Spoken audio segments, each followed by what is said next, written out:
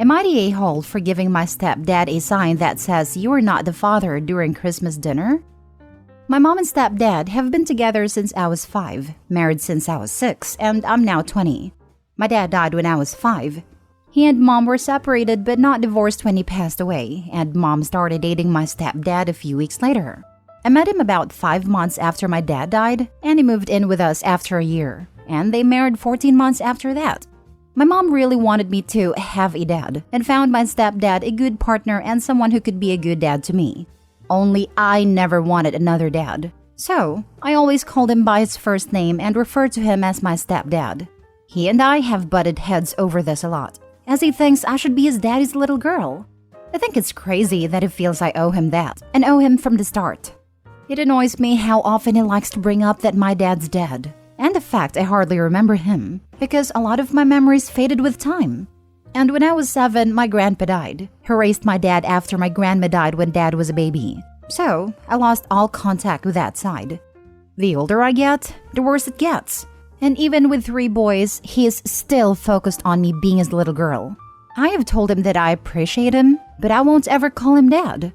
I spent a lot of time with my mom's parents as a kid and have a bedroom at their house. We had Christmas at their house this year, and all morning my stepdad was bringing up these stories of adult stepkids asking stepparents to adopt them, and on, and told me I would be asking him soon enough after all these years.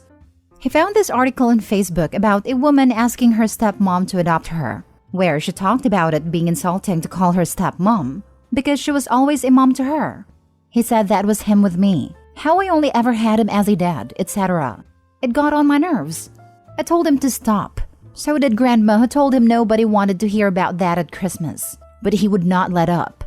So, I went up to my room at my grandparents', grabbed some old art supplies I still had there, and made a sign that said, "Jason, you are not the father of Gracie."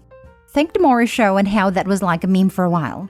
When dinner was ready, I brought down the sign and gave it to him and told him whenever he needs to remember, he can look at it and adjust his expectations. He was angry. My grandparents and half-brothers laughed. The oldest of my brothers actually said his dad needed something like that because he never seemed to understand it. My mom tried to calm him down, but he told me I was an ungrateful and disrespectful little girl who would be sad when he finally gives up caring about me. I told him I never asked him to annoy me, but to accept I will never call him dad and will never allow him to adopt me. I told him we could be close if he just accepted I don't see him as my dad. My mom wants me to apologize, but my grandparents think he should apologize for always pushing. Am I the a-hole? Now for the top comments. Not the a-hole. Normally, I would have thought the sign was a bit much, but apparently he would not get the message even after being told repeatedly, and even after 15 years. He seems to have real control issues. I thought the same thing. This man isn't upset about her not wanting to be his daughter. He's upset he can't control her. Not the a-hole. Creepy AF. Your mom should have shot this down ages ago. What's up with this fixation? I am thinking, specifically because of the adoption language, that he is wanting validation and praises from others about everything I did for this child. In other words, I think this is a savior complex, and he wants recognition for his good deeds of saving this poor girl who lost her father, and then resentment for not getting it. OP, not the a-hole. Step needs to grasp reality and get over his ideas of how he needs to be validated by you and others for his perceived acts of heroism regarding you. Stay strong. Not the a-hole. Jason is super disrespectful of your dad's memory. Yeah, that pisses me off more than anything. Next story. Am I the a-hole for not accepting and opening gifts from my mom and her family? My 16 male parents divorced when I was 6. Mom remarried when I was 8 or 9, and her husband has 2 kids, 12 and 14, with his late wife. They were always favored. They got more attention and more gifts. I complained, but was always told they lost their mom. After some time, my mom adopted them, which I hated, and everyone still used the same excuse. It all came to head this November at my birthday. I got half the value of gifts than them for their birthdays. I was angry and argued with my mom and her husband. In the end, I told them that I don't want gifts from them and the rest of my mom's family ever again. Neither for my birthday nor any holidays. I am done. For Christmas, I am with my mom at the morning and then go to my dad and stepmom in the afternoon. When I woke up, I went downstairs to make me some breakfast and the kids were already opening their gifts and mom told me to open mine. I told her I don't want any gifts and to just distribute them to others and went to the kitchen to make breakfast. Mom, her husband and grandparents came after me and told me how ungrateful I am and to just open the gifts. I argued with them. Things were told, people were offended, and I went to my room and locked it. I waited till my dad came and just sneaked out of the house. I told my dad what happened and he told me I should just open the gifts. I got some text from my mom's side how I ruined Christmas and made my mom cry. She texted me and begged me to come home, but I told her I'm not coming till 2nd of January when my school starts.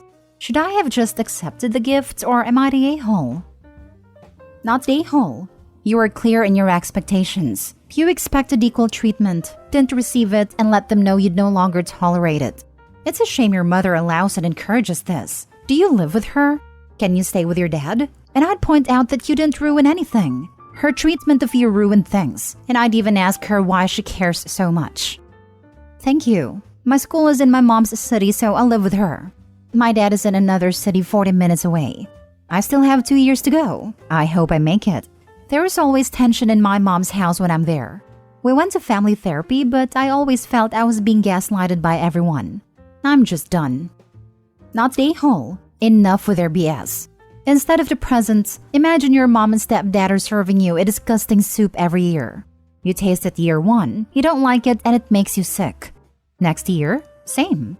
At this point, you know how the soup is going to taste and how you're going to feel. No need to subject yourself to this experience. Your mom crying is really funny to me, and the fact that she says you're ruining Christmas by not tasting their disgusting soup is sick. Wow, that is a great comparison. I will use that in next family therapy. Thanks. Actually, this is something my therapist told me. Glad it helped. Not the a-hole. The ugly sisters open their gifts and get wonderful presents, and Cinderella opens hers and it is nothing like her stepsister's gift. And everyone smirks and feels powerful, and Cinderella feels humiliated and less than. But what if Cinderella doesn't open the present? Then no one has any power over her. She is the one with the power. My mother was a narcissist. She played loads of mind games, but I learned to take back the power, just as you did there. Yes, it hurts. It hurts bad. But you put yourself in the driving seat. You didn't ruin Christmas. You just drew a line in the sand. You just told them you are not putting up with the nonsense anymore. It is hard to enforce that as a minor, so good luck. Don't let people bully you into being the victim. Am I the a-hole for giving my wife's Christmas present to my sister? My sister is back with us at the moment and been living with us since October because of ongoing divorce with her husband. My wife was not a fan of this and wanted my sister out and told me to give her our other accommodation, which we own, to my sister whilst she settles for divorce. But my sister wants to live with us as she gets lonely and won't have anyone cook for her because this whole thing is stressing her out. My wife has left our business because of broken leg, so she can help with the cooking for my sister. Since the start of the year, my wife been wanting Dyson Air thing for hair. I don't get the excitement. And yes, I bought her the gift in November for Christmas and I wrapped it and put it in our garage. A few days ago, my sister was wrapping gifts for Christmas and asked me what I got for my wife. I told her it's a Dyson hair product and a Gucci perfume, which is around 700 pounds in total. My sister got excited for my wife, but sad again and said she wanted Dyson hair product too, and used to beg her husband to buy it for, but he never did. Apparently, he gifted the Dyson to his now girlfriend. This obviously made me sad, so I wanted to buy her another Dyson hair product same as my wife. I also had wrapped shoes for my sister for Christmas. I went to different stores, but it was sold out.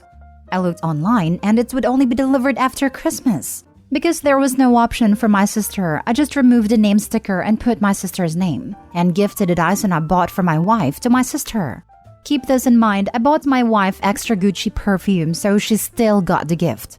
And yesterday, I gave everyone their gift and everyone was happy. Until my mom told me that she saw my wife's face during the gift giving and my wife looked hurt apparently, and asked me why I didn't gift my wife the Dyson instead.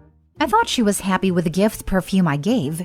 I told my mom the truth that my mother is calling me an a-hole. My parents wanted to buy my wife Dyson hair for Christmas but asked me before they bought it, so I told them I was going to buy it for my wife. So they thought I'd actually give it to my wife and not change the plan last minute. Now my mom told our auntie too, and she thinks I was an a-hole too. I told them I will buy my wife again because we will have plenty of time, but they think it won't be the same as Christmas magic. So am I the a-hole? Edit. My sister did not live with our parents because they live up north in Scottish Village. We live in England because our business is in England, and my sister works here and her work is 20-minute drive away from where we live. My wife can walk. She doesn't need crutches. The reason she left our business was because of broken leg. But she's mobile. But she decided to rest after her cast was off. Now for the comments. You're the a-hole. But thanks for explaining quite clearly why your sister got a divorce. And why you'll get one soon too. This. Oh my goodness. You're the a-hole. First off, how is it fair to anyone that you make someone else happy on another person's account? Poor wife. She has a guest in her house against her will, for whom she is also cooking for, because apparently the sister is just very, very sad. And now she has to compromise on her gifts too. As the comment said, we can clearly see why she got divorced, and why your marriage will be rocky too. Jesus Christ. Obviously, you're the a-hole. Think of it this way. Your sister wanted her husband to buy her something and he bought it but gave it to someone else. You think he is wrong for doing this. Then, your wife wanted you to buy her something and you bought it but gave it to someone else? What the heck is wrong with you? Adding that onto the fact that you've moved your sister into your home without your wife's approval. And now you expect your wife to cook for your sister. She's a grown woman. She can cook for herself. And if your wife doesn't want her there, she should never have moved in. Why do you care more about your sister's feelings than your wife's? Even your own parents see that you're being a bad husband. How are you this dense? Guess the sister can keep Opie company during his divorce. Opie is such an a-hole. If he keeps it up, wife don't stick around. Sister can't cook. They will need a new maid who will get no more presents. The sister can't cook because she has the SADS. Wife with a broken leg can cook for the sad sister. If I were the wife, I know where I'd stash the crutches when I was done with them. Last story. Am I the a-hole for saying no to my in-laws taking our kids to Disney? My male 28, wife female 28, and I have 2 daughters, 6 and 5 years old, which is prime Disney age. They're both super into princesses and all that. We've talked about taking them to Disney over the next few years as we know they'd love it. My wife has never been before, and I've only been once when I was 10 years old. It was definitely a memorable trip for me, as my family had to save up a while for it. We've always known that Disney would be our big trip with our girls. In July, my father-in-law got diagnosed with prostate cancer. After a few rounds of chemo and some rather intense days at a hospital, it's only gotten worse. It's spread across to other organs in his body, and rather than trying to suffer to fight it, he's opted to just not do chemo and try to live with what time he has left. As a result, him and my mother-in-law have decided to make more memories with family. One of these memories is to take our daughters to Disney and surprised them with a trip yesterday during Christmas. At first, I thought my wife would be against it as well. We've always said we've wanted to get to experience taking them and seeing their faces. However, I found out that my mother-in-law cleared it with my wife last month. My wife didn't tell me because she thought I would be surprised and excited for our daughters. I sat through all of the rest of the night, but when we got home, we had a serious discussion about it. I told my wife that I didn't want our daughter's first trip to Disney to be without us. She suggested we go along, but the trip is in February, and booking flights plus hotel plus tickets for just my wife and I for the time they're all going is still going to be almost $5,000. I told my wife that we have to talk to her parents and decline the trip, but my wife is saying that I'm being selfish and heartless by robbing our daughters of this experience and robbing them of a core memory with my father-in-law before he passes. Am I being out of line here? You're the a-hole. Your wife is right. I understand your disappointment in not being the first to take your kids to Disney, but these are special circumstances. Their grandfather / your wife's father is dying and wants to create memories with his grandchildren that will last once he is gone. It's small-minded and selfish to take that opportunity away from him and your children, just so you can be the first to have the experience with them. Do you think if you do this, your wife and daughters won't resent you for what you are taking away from them to satisfy your own selfish need? If you do this, remember, someday your daughters will be adults, and think about how they will look back on this and what they will think about you. It's Disney. They will light up every time regardless of being the first trip. Also, what they get out of it will change as they get older. Right now, it's probably all about princesses. When they're a little older and bigger, it's maybe all about the rides they can now ride.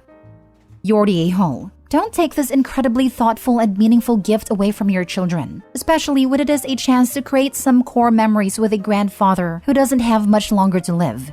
Take it from someone whose grandfather also died when I was young. These are the kinds of memories they will cherish. It would be incredibly selfish to take this away from your children, and also from your wife. This is her father who is dying, and she probably wants this for your kids more than you know. Either figure out how to make this trip work, or take them again when you can't afford it. Guaranteed they will love a return trip, and likely wouldn't have gotten to see all of it the first time, so it will still be a magical experience. The kids will appreciate it so much more when they are 9 and 10. Plus, it will trigger lovely memories of a special time with their late grandfather.